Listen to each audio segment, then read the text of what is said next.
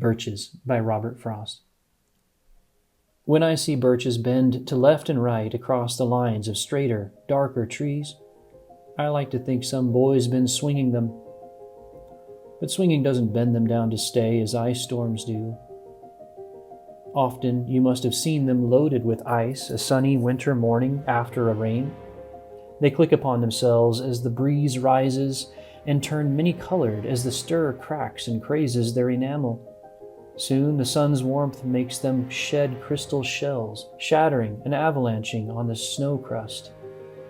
Such heaps of broken glass to sweep away, you'd think the inner dome of heaven had fallen. They are dragged to the withered bracken by the load, and they seem not to break, though once they are bowed so low for long, they never right themselves. You may see their trunks arcing in the woods years afterwards, trailing their leaves on the ground like girls on hands and knees that throw their hair before them over their heads to dry in the sun. But I was going to say, when truth broke in with all her matter of fact about the ice storm, I should prefer to have some boy bend them as he went out and in to fetch the cows.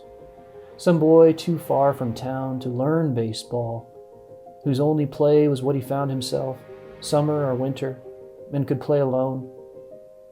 One by one, he subdued his father's trees by writing them down over and over again until he took the stiffness out of them.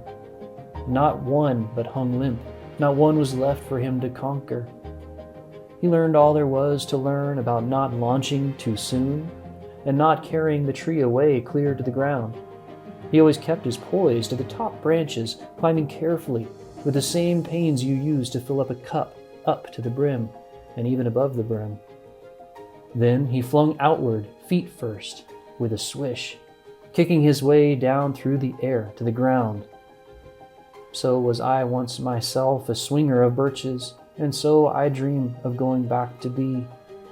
It's when I'm weary of considerations, and life is too much, like a pathless wood where your face burns and tickles with the cobwebs broken across it, and one eye is weeping from a twig's having lashed across it open. I'd like to get away from the earth a while, and then come back to it and begin over. May no fate willfully misunderstand me and half grant what I wish, and snatch me away not to return. Earth's the right place for love. I don't know where it's likely to go better.